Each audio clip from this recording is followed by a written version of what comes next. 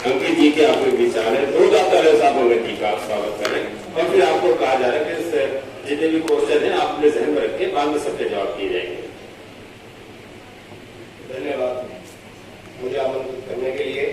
मंच पर आसीन माननीय डॉक्टर PN तिवारी साहब, कासिम भाई, सीनियर एडवोकेट दिनेश गुप्ता जी, साक्षी मैडम और मेरे प्यारे भाई, अभी हम लोगों ने 2 बहुत ही इंपॉर्टेंट टॉपिक के ऊपर अपना डिस्कशन सुना, सीनियर सिटीजन के ऊपर और महिलाओं के कानून के ऊपर। एक और बहुत अहम मुद्दा है जिसके विषय में मेरे को बोलने के लिए कहा गया है, जो है क्रूरता जानवरों पे, पशुओं पे, एनिमल्स पे। मैं अभी जब पीछे बैठा हुआ था, जल्दी आ गए थे हम लोग, पीछे बैठे थे, टोटल 15 मिनट हम ले गए। अभी 4 बजने में 15 मिनट है तो लगभग 4-5 तक मैं इसको वाइंड अप भी कर दूंगा। जब हम पीछे बैठे थे तो हमने देखा कई लोग सोशल वर्कर है यहाँ पर। कितने लोग सोशल वर्कर है? मेरे हाथ खड़ा करेंगे हम लोग। बहुत लोग सोशल वर्कर है, तो समाज की अच्छी आपको जानकारी भी है। तो अपना टॉपिक शुरू करने से पहले एक बेसिक असेसमेंट में कर लेता हूँ कि किस तरीके से मुझे डिलीवर करना है। तो हमें से हम सबको ये पता है कि हमारे देश में कितनी सुप्रीम कोर्ट है। सोशल वर्कर से मेरा प्रश्न है, सवाल पूछेंगे तभी जानेंगे और पीछे वालों से ज्यादा पूछे जाएंगे। हाँ, आप बताइए कितनी सुप्रीम कोर्ट है हमारे देश में? नाम आप बता देंगे? आप सोशल वर्कर है सर? एक। हाँ, किसने बोले? एक ही सुप्रीम कोर्ट है? आप श्योर है? कितने संविधान है हमारे देश में? संविधान कितने हैं? संविधान, कॉन्स्टिट्यूशन ऑफ इंडिया कितने हैं हमारे? हाँ, सोशल वर्कर है सब। समाज का काम करना है तो कानून पता होना चाहिए। एक ही संविधान है हमारे देश में, it is only one constitution. हमारे देश में एक ही सुप्रीम कोर्ट है। सुप्रीम कोर्ट कहां पर है हमारे देश की? कहां पर है? दिल्ली में। पूरे भारतवर्ष का काम दिल्ली से ही होता है, जो कहीं और भी सुप्रीम कोर्ट बैठती है।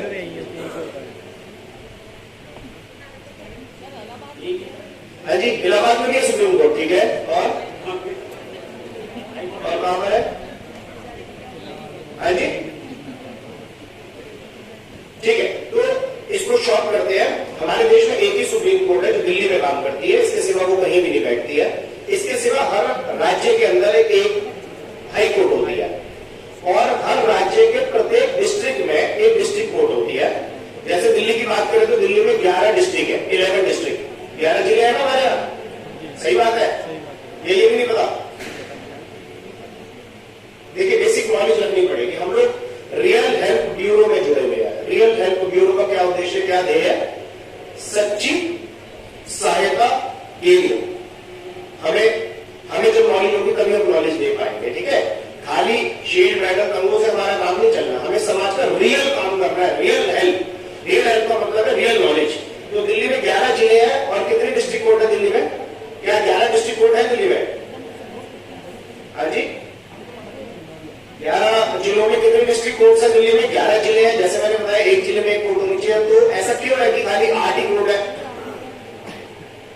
30,000 एकड़ का डूंगा, पटियाला हाउस, साकेत, रोज एवेन्यू, द्वारका, रोहिणी और है ये दिल्ली में ही रहते हैं सब लोग। तो दिल्ली से बाहर से तो एक मैडम मिली थी मेरे को, वो बिहार से आई है, बहुत अच्छा लगा मुझे मिलके। वकील साहब मैडम बैठे हैं यहाँ पे, तो हमारे दोस्त वकील 30 राज्य से भी आएगा। तो क्यों ऐसा क्यों है? क्योंकि कई कोर्ट में 2-2, 3-3 डिस्ट्रिक्ट भी है, ठीक है। जैसे करगेटुमा कोर्ट की बात करें तो 3 जिले हैं करगेटुमा कोर्ट में, ईस्ट, नॉर्थ ईस्ट और शादरा। तीनों का मिलकर आज एक प्रोग्राम हो रहा है ना, तो ये समझना है, ठीक है। टॉपिक पे आ गया।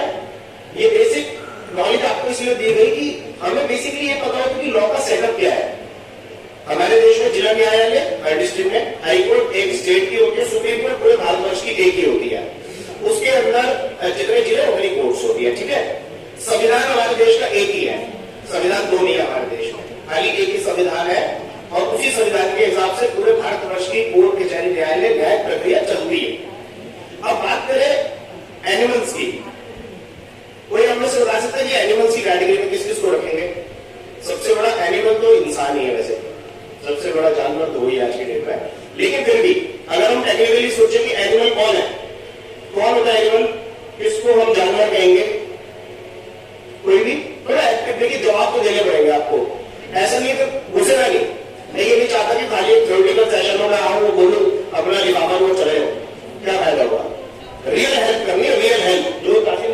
निश्चय है वो पूरा करके जाऊंगा। तोता, वेरी गुड। पशु पक्षी एनिमल में आ गई। और कैट डॉग, ठीक है, जो ये डोमेस्टिक रहते हैं, लैंड पे रहते हैं। और जलचर जितने होते हैं पानी में जो रहते हैं वो, ठीक है। जिनका ब्रेन नहीं है, अच्छा मैडम ने बहुत अच्छी बात कही कि जिनका ब्रेन नहीं है वो एनिमल है, ठीक है। तो इंसान सबसे बड़ा एनिमल होगा इसका मतलब मैडम के हिसाब से, ऐसे मान के चले ना, सबसे ज्यादा दिमाग खराब इंसान नहीं है। हाँ मैडम। सर एनिमल का रूल्स है तो ये एनिमल कटते क्यों है? मेरा वो मैडम क्वेश्चन नहीं, अभी तो कैसी बात कर रहे हैं, ठीक है। 5 मिनट में जवाब देते हो। रूल्स है तो करते भी बहुत है सर। नहीं मैं अभी बताऊंगा उसमें आएंगे, सवाल पे आएंगे। पहले मुद्दे पे आगे, एनिमल कौन है? हम ये है पहले एनिमल जो है वो जैसे मैडम ने बताया, कैट डॉग, तोता, बंदर, भालू, व्हेल्स, डॉल्फिन्स या बर्ड्स। Yes, very good. तो ये सब एनिमल्स हैं जिनको एनिमल की कैटेगरी में वाइल्ड लाइफ प्रोटेक्शन एक्ट के हिसाब से एनिमल डिफाइन करा गया है। अब क्या हुआ, क्योंकि कोई भी कानून जो है वो समाज की नीड के ऊपर आता है, चाहे वो महिला का कानून हो, चाहे वो सीनियर सिटीजन का कानून हो, चाहे वो जानवरों का कानून हो। तो क्या हुआ कि जब हम लोगों ने समाज में ये फील करा कि बहुत सारी क्रुएल्टी जो है जानवरों के साथ हो रही है, तो अब इसको रोकना पड़ेगा। क्योंकि धीरे धीरे समाज के अंदर, जैसे मैडम ने बताया कि जानवर काटे जा रहे हैं, गली के बाहर गाय कटी पड़ी है, भैंसें कट रही है, कबूतर मर रहे हैं। तो अब इसको रोकने के लिए 1960 में एक कानून बनाया गया जिसको कहा गया prevention to cruelties to animal act. मतलब कि पशु पक्षी जानवरों को क्रूरता से नहीं आप बिहेव कर सकते, तो उसके लिए एक कानून बना दिया गया, ठीक है। तो वो मेन कानून है जिस कानून के हिसाब से आज भी आप बांधे रहते हैं कि आप किसी भी एनिमल के साथ कोई भी प्रकार की क्रुएल्टी नहीं कर सकते। कलकत्ता में सबसे पहले जो इसकी इवेंट है वो शुरू हुई थी 1861 में, जब ये वाक्य शुरू हुए थे और गवर्नमेंट ने इसको सोचा कि हमें इसको कोडिफाई करना चाहिए, तो कानून बनाया गया। एक वाइल्ड लाइफ प्रोटेक्शन एक्ट बना हुआ जिसके अंदर ये निर्धारण हुआ है, उसके अंदर कुछ शेड्यूल्स है, गूगल करके आप देख भी सकते हो। उस शेड्यूल के हिसाब से ये पता लगता है कि कौन सा जानवर आप पाल सकते हो, कौन सा आप नहीं पाल सकते। अच्छा, क्या कोई ये बता सकते हैं कि शेर पाल सकते हैं हम? नहीं पाल सकते। शेर क्यों नहीं पाल सकते? दुबई में तो मैंने देखा सारे लोग शेर रखते हैं अपने घर में, शेर, चीता, बाघ रखते हैं दुबई में। वीडियो पे यूट्यूब में देखा होगा आप लोगों ने। हाँ, अब्रॉड में ऐसा है, यहाँ नहीं है ना? क्यों यहाँ पे क्यों नहीं है? सर ये जो इंडिया है ना वो हमें ही खा जाएगा। अच्छा, नहीं ऐसे इंसान तो दुबई में भी वहां भी खा सकते हैं, लेकिन क्या यहाँ के कानून में ऐसी व्यवस्था बनाई गई है। वाइल्ड लाइफ प्रोटेक्शन एक्ट के शेड्यूल 2 में लिखा गया है कि आप घर में शेर नहीं पाल सकते, लुप्त होती प्रजाति, एंडेंजर्ड स्पीशीज है ना। तो अच्छा, आपको पता क्या घर में तोता पाल सकते हैं? जी, कितने लोग यस कहते हैं? चलिए, हाँ जी, हरा वाला तोता जो होता है, हरा तोता जिसे उड़ते हुए देखते हैं, मिर्ची खाता है। हाँ सर, एनिमल को पालने के लिए वो जानवर है ना जो हिंसक है, उनको पालने के लिए परमिशन लेना पड़ता है इंडिया। हाँ, लेकिन मैडम कुछ ऐसे जानवर हैं जिसके लिए परमिशन नहीं लेनी पड़ती है, वही मैं बता रहा हूँ आपको। जैसे टाइगर है, उनको पालने के लिए परमिशन लेना पड़ता है। पाल सकते हैं फिर भी परमिशन के बाद भी। परमिशन के बाद में परमिशन लेना। परमिशन मिल के आप पाल सकते हैं उसे। अच्छा, ऐसा नहीं है वैसे हमारे देश में है, क्योंकि schedule 2 wild life protection act के शेड्यूल 2 में जितने जानवर है वो प्रोहिबिटेड कैटेगरी है, तो उनको हम नहीं पाल सकते। अच्छा, तो क्या तोता अभी तोते पे आराम है? तोते पे हमारा तोता पाल सकते हैं?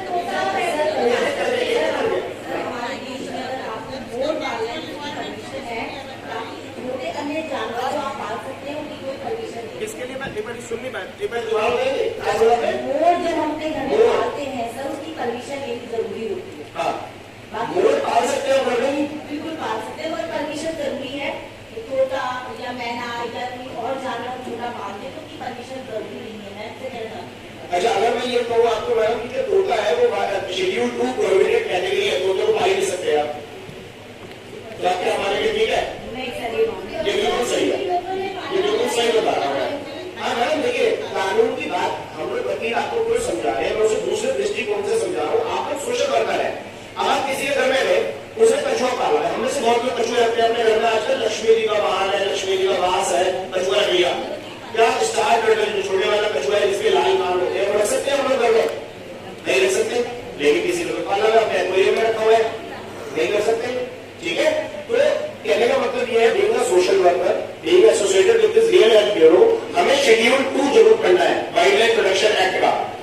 ये लिखा है कि कौन कौन से जानवर को हम पाल सकते हैं, कौन को नहीं पाल सकते। आप देखिए, बंदर को नहीं पाल सकते, तोते को नहीं पाल सकते। अभी पीछे गाजियाबाद में बाकी हुआ था कि लिफ्ट में बच्चे को कुत्ते ने काट लिया, सोशल मीडिया में देखा सब में, है ना। उसके बाद से कई सरकारों ने कुछ कुत्तों की प्रजाति में बैन लगाया है, उनका पाल ले सकते। जैसे इंडियन आर्मी ने 5 कुत्तों को बैन किया है, रॉटविलर उनमें से एक है, पिटबुल है, इन सबको बंद कर दिया कि अब इनको आप नहीं कर सकते अपनी आर्मी के अंदर, ठीक है। तो इसलिए बता रहा हूं कि वाइल्ड लाइफ प्रोटेक्शन एक्ट का शेड्यूल 2 आज शाम को गूगल पे जाके देखेंगे हम लोग, ताकि हमें ये पता हो कि तोता पाल सकते नहीं पाल सकते, मैना पाल सकते नहीं पाल सकते, मैना भी नहीं पाल सकते हम लोग, मोर भी नहीं पाल सकते। मोर के पंख खाली अलाउड है शेड्यूल 1 में, उनकी खरीद और बिक्री। जो तोते हैं उनके अंदर जो लव बर्ड है, छोटी वाली चिड़िया आपने देखी होगी जामा मस्जिद पे या अपने मेट्रो ब्रिज पे दिखती है, वो लीगल है, वो आप पाल सकते हैं, ठीक है। तो वो सब कानून में लिखा हुआ है। अब हमारे कानून में इंडियन पीनल कोड भारतीय दंड संहिता बनी हुई है 1860 की। 1860 में आईपीसी आया था, किसी को पता आईपीसी क्या होता है? इंडियन पीनल कोड क्या होता है? भारतीय दंड संहिता। भारतीय दंड संहिता क्या है? बड़े इंटेलिजेंट सोशल वर्कर है आपके राजन सर, जिसमें क्रिमिनल ऑफेंसेस डिफाइंड है हमारे देश में। जहां पे कोई भी अगर आप कार्य करते हैं क्रिमिनल ऑफेंस कहीं डिफाइंड है तो वहां पर है। तो अगर किसी जानवर के प्रति क्रूरता हो रही है तो उसमें सेक्शन 428 और 429 के तहत सजा का प्रावधान है, उसमें अरेस्ट भी हो सकता है, ठीक है। इसके सिवा हमारे संविधान में, जैसे कि मैंने बताया, एक संविधान है, जैसे कि साक्षी मैम ने बताया कि महिलाओं को अधिकार मिले हुए हैं, बच्चों को अधिकार मिले हुए हैं, दिनेश जी ने बताया सीनियर सिटीजन को अधिकार मिले हुए हैं। तो क्या कहीं हमारे संविधान में कोई ड्यूटी भी है कि हमें कर्तव्य भी दे रखे हमने कि हाँ मैडम आप बता रहे कि है, बताइए कहाँ लिखा हुआ कर्तव्य?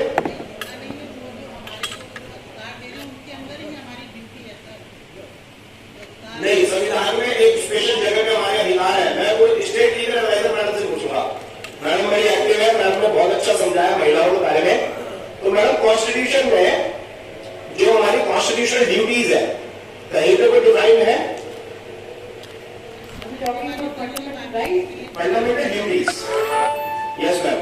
और कोई किसी को पता हो तो हमारे, अच्छा हमारे संविधान में धाराएं होती है या नहीं होती? धाराएं होती है।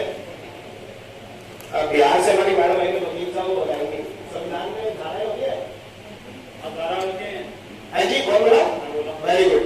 संविधान में एक भी धारा नहीं है, संविधान में अनुच्छेद होते हैं, आर्टिकल्स। सॉरी, जब नॉलेज आती है तो सॉरी होता है, वो ठीक है, ठीक है। मेरा ऑब्जेक्टिव क्या है कि अगेन मैं उसी बात पे आ रहा हूँ कि हमारा ऑब्जेक्टिव क्या है। यहाँ पे कोई ड्रिलिंग सेशन नहीं है या मैं कोई बहुत बड़ा प्रवक्ता नहीं हूँ, खाली इतना है कि हम समाज के वो अंग है जो लोग हमारी तरफ देखते हैं, लोग हमें सोशल वर्कर समझते हैं। अब हमें बेसिक नॉलेज होनी चाहिए जो रियल हेल्थ ब्यूरो का उद्देश्य है, ठीक है। संविधान के अनुच्छेद 51A में आर्टिकल 51A, वहां पर हमारी ड्यूटीज लिखी गई है, हमारे कर्तव्य क्या है। आप लोगों को क्या पता है कि अगर वार छिड़ जाए, जैसे अभी यूक्रेन और चाइना का वार हो रहा था, तो क्या हमारी सरकार हमारे हाथ में बंदूक लेकर हमें कह सकते हैं कि वॉर फ्रंट पे जाओ? आए ना, मैं सिविलियन हूं, मैं वकील हूं, मैंने कभी बंदूक नहीं चलाई, कुछ नहीं करा। क्या वॉर की स्थिति में मेरे को कह सकते हैं कि तुम जाओ वहां पे और बंदूक लेके सामने लड़ो? यस या no? Answer is yes. Yes, क्यों यस? कहां लिखा है यस? यस तो हमने बोल दिया, कहां लिखा है सर? कहां लिखा बताओ, कैसे यस? नहीं, ऐसे नहीं। फिर यस का जवाब कैसे आया? आर्टिकल 51A के अंदर जो 8 ड्यूटीज लिखी है उसके अंदर ये लिखा है कि अगर स्टेट चाहे तो आपको कभी भी देश हित में, राष्ट्र हित में वार फ्रंट पे भेज सकती है।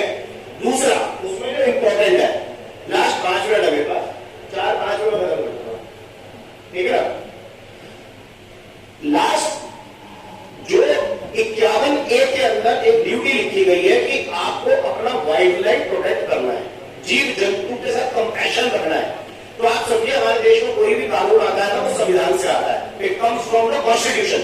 तो कॉन्स्टिट्यूशन के आर्टिकल 51A(G) में, 51A के G में लिखा हुआ है कि आपको जितने जीव जंतु हैं उनके साथ कंपैशनेट रहना पड़ेगा, जानवरों के साथ कंपैशनेट रहना पड़ेगा। वहां से ये वाइल्ड लाइफ प्रोटेक्शन एक्ट आता है, समझिए।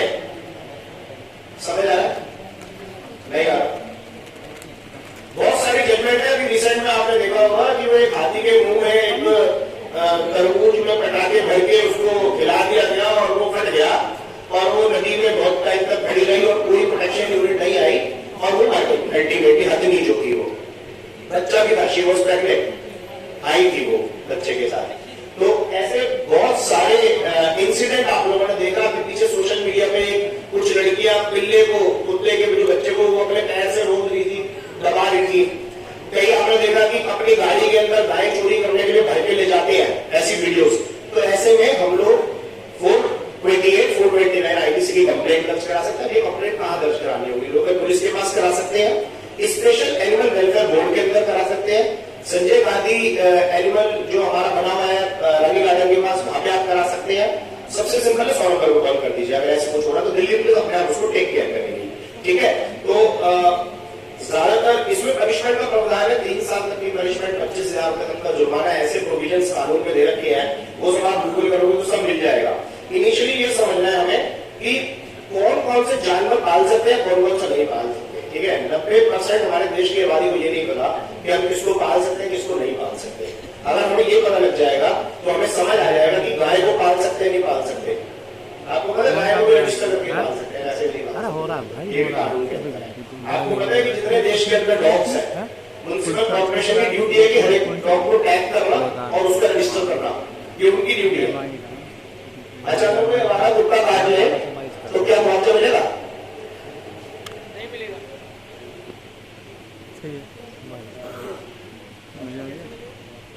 जी जी जी।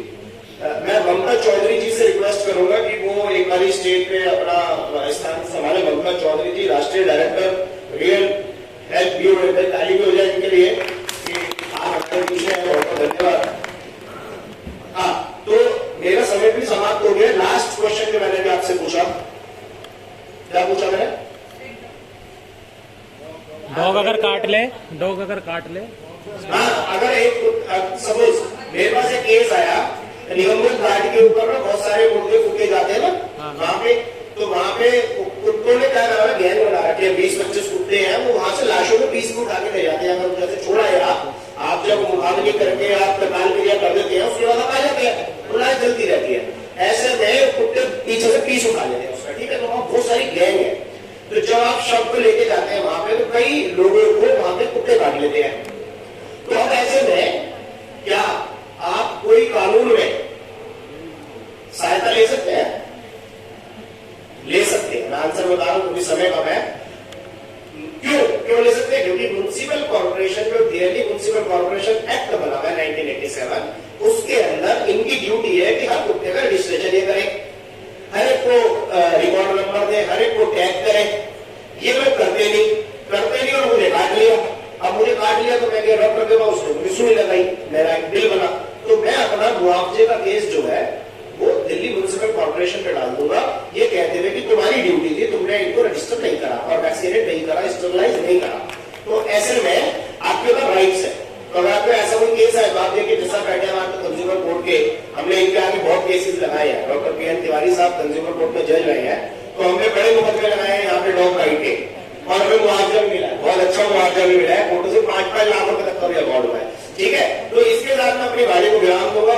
उम्मीद करता हूं कि आप लोगों को जो मैंने जानकारी दी उससे थोड़ा जागृत हुए होंगे, और जो रियल हेल्थ का उद्देश्य हम लेके चल रहे हैं उसको हम निभा पाएंगे। बहुत बहुत धन्यवाद। जी बहुत बहुत शुक्रिया। आइए, मैं चीफ गेस्ट साहब को बुलाने से पहले हिना परवीन एडवोकेट साहिबा को जाना है, उनकी फ्लाइट है 5 बजे, तो इसलिए वो बड़ी माजरत के साथ, बड़ी माफी के साथ ये कह रही है कि मुझे अगर जल्दी ना होती, उनकी फ्लाइट ना होती तो वो नहीं जाती। प्रोग्राम बहुत खूबसूरत चल रहा है, उन्हें सम्मानित भी हमें करना है, तो मैं गुजारिश करूंगा कासिम साहब से और चीफ गेस्ट साहब से कि उन्हें सम्मानित करके उन्हें रुखसत करें। आइए हिना जी, जोरदार तालियां हिना जी के लिए। हिना जी